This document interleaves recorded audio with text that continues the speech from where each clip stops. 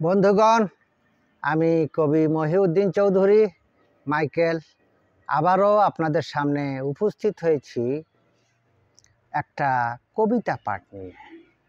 আমার আজকের কবিতার নাম প্রেম চক্র।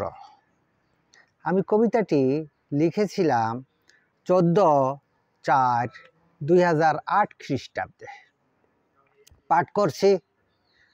মনুষ্য প্রেম ক্ষণস্থায়ী, স্রষ্টার প্রেম চিরস্থায়ী। শৈশবে প্রেম খেলাধুলা আর নির্ভরতায় চলা, কৈশোরে হাঁটি হাঁটি চলা, চলতে শেখা একলা। যৌবনে কামনা বাসনা, যৌনতা আর উন্মাদনা, আশা নিরাশা ভালোবাসা, কত দশা কত ভরসা।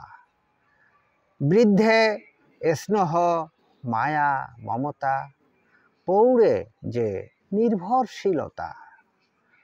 শৈশবে ছিলেম মায়ের, কৈশোরে ছিলেম বাবার, যৌবনে বন্ধু বান্ধবের, বৃদ্ধে যেখানে সমাদর, পৌড়ে একান্তই নির্ভর, পরপারে শুধু ঈশ্বরের।